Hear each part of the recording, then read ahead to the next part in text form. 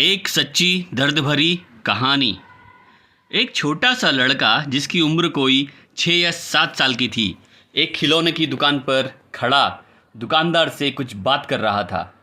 दुकानदार ने न जाने उससे क्या कहा कि वह वहाँ से थोड़ा सा दूर हट गया और वहाँ से खड़े खड़े वो कभी दुकान पर रखी एक सुंदर सी गुड़िया को देखता और कभी अपनी जेब में हाथ डालता। वो फिर आंख बंद करके कुछ सोचता और फिर दोबारा गुड़िया को देखने और अपनी जेब टटोलने का क्रम दोहराने लगता। वहीं कुछ दूर पर खड़ा एक आदमी बहुत देर से उसकी ओर देख रहा था। वो आदमी जैसे ही आगे को बढ़ा, वो बच्चा दुकानदार के पास गया और कुछ बोला। फिर दुकानदार की आवाज़ सुनाई पड़ी कि नहीं, तुम ये गुड़िया नहीं खरीद सकते क्योंकि तुम्हारे पास जो पैसे हैं वो काफ़ी कम हैं। वो बच्चा उस आदमी की ओर मुड़ा और उसने उस आदमी से पूछा, अंकल, क्या आपको लगता है कि मेरे पास वास्तव में कम पैसे हैं? उस आदमी ने पैसे गिने और बोला, हाँ बेटा, ये वास्तव में कम हैं।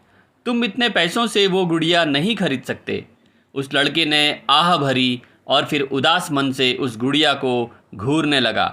अब उस आदमी ने उस लड़के से पूछा, तुम ये गुड़िया ही क्यों लेना चाहते हो? लड़के ने उत्तर दिया, ये गुड़िया मेरी बहन को बहुत पसंद है और मैं ये गुड़िया उसको उसके जन्मदिन पर गिफ्ट करना चाहता हूँ। मुझे ये गुड़िया अपनी माँ को देनी है ताकि वो ये गुड़िया मेरी बहन को दे दे जब वो उसके पास जाए। उस आदमी ने पूछा, कहाँ रहती है तुम्हारी बहन? छोटा लड़का बोला, मेरी बहन भगवान के पास चली गई है और पापा कहते हैं जल्दी ही मेरी माँ भी उससे मिलने भगवान के पास जाने वाली है और मैं चाहता हूँ कि मेरी माँ जब भगवान के पास जाए तो वो ये गुड़िया मेरी बहन के लिए ले जाए। उस आदमी की आंखों से आंसू छलकने लगे थे, पर लड़का अभी बोल ही रहा था। वो कह रहा था कि मैं पापा से कहूँगा कि वो माँ को कहे कि कुछ और दिन तक भगवान के पास ना जाए ताकि मैं कुछ और पैसे जमा कर लूँ और ये गुड़िया लेकर अपनी बहन के लिए भेज दूँ। फिर उसने अपनी एक फ़ोटो जेब से निकाली। इस फ़ोटो में वो हंसता हुआ बहुत सुंदर दिख रहा था। फ़ोटो दिखाकर वह लड़का बोला, ये फ़ोटो भी मैं अपनी माँ को दे दूँगा ताकि वो इसे भी मेरी बहन को दे ताकि वो हमेशा मुझे याद रख सके। मैं जानता हूँ कि मेरी माँ इतनी जल्दी मुझे छोड़कर मेरी बहन से मिलने नहीं जाएगी, लेकिन पापा कहते हैं कि वो 2-1 दिन में चली जाएगी। उस आदमी ने झट से अपनी जेब से पर्स निकाला और उसमें से एक 100 रुपये का नोट निकाल कर कहा, लाओ अपने पैसे दो, मैं दुकानदार से कहता हूँ, शायद वो इतने पैसे में ही दे दे। और उसने उस लड़के के सामने रुपये गिनने का अभिनय किया और बोला, अरे तुम्हारे पास तो उस गुड़िया की कीमत से अधिक पैसे हैं। उस लड़के ने आकाश की ओर देखकर कहा, भगवान तेरा धन्यवाद।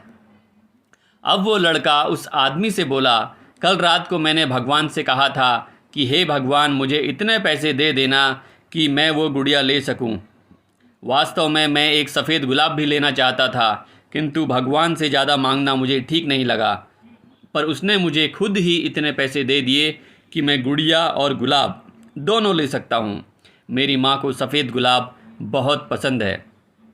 उस आदमी की आंखों से आंसू नीचे गिरने लगे। फिर उसने उन्हें संभालते हुए उस लड़के से कहा, ठीक है बच्चे, अपना ख्याल रखना, और वो वहाँ से चला गया। रास्ते भर उस आदमी के दिमाग में वो लड़का छाया रहा। फिर अचानक उसे 2 दिन पहले अखबार में छपी खबर याद आई, जिसमें एक हादसा छपा था कि किसी युवक ने शराब के नशे में एक दूसरी गाड़ी को टक्कर मार दी। गाड़ी में सवार एक लड़की की मौके पर ही मौत हो गई और महिला गंभीर रूप से घायल थी। अब उसके मन में सवाल आया, कहीं ये उस लड़के की माँ और बहन ही तो नहीं थे? अगले दिन अखबार में खबर आई कि उस महिला की भी मौत हो गई है। वो आदमी उस महिला के घर सफ़ेद गुलाब के फूल लेकर गया। उस महिला की लाश आंगन में रखी थी। उसकी छाती पर वो सुंदर सी गुड़िया थी जो उस लड़के ने ली थी, और उस महिला के एक हाथ में उस लड़के की वो फ़ोटो थी और दूसरे में वो सफ़ेद गुलाब का एक फूल था। वो आदमी रोता हुआ बाहर निकला। उसके मन में एक ही बात थी, एक शराब के नशे में चूर एक युवक के कारण एक छोटा सा बच्चा अपनी माँ और बहन से दूर हो गया, जिन्हें वो बहुत प्यार करता था। इस कहानी को पढ़कर और इस समय लिखते हुए भी मेरी आंखों में भी पानी है और शायद आपकी आंखों में भी आ जाए, मगर उस पानी को आंसू मत समझ लेना दोस्तों। वो पानी बेशक नमकीन हो सकता है जैसे आंसू होते हैं, पर वो आंसू नहीं होंगे। अगर ये कहानी पढ़ने के बाद आपकी आंखों में आंसू आते हैं जो आपको बदलने को मजबूर कर दे, तो ही उनको आंसू मानना, नहीं तो वो पानी ही होगा।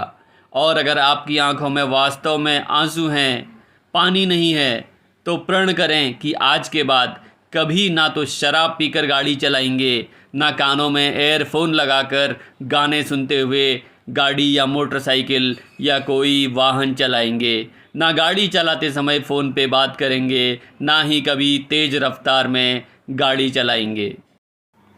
दोस्तों, अगर आपको मेरी आज की यह कहानी अच्छी लगी हो तो चैनल को सब्सक्राइब करें और इस वीडियो को अपने दोस्तों और परिवारजनों के साथ शेयर ज़रूर करें। तो मिलते हैं अपनी अगली वीडियो में, तब तक के लिए आप सभी को जय श्री राम।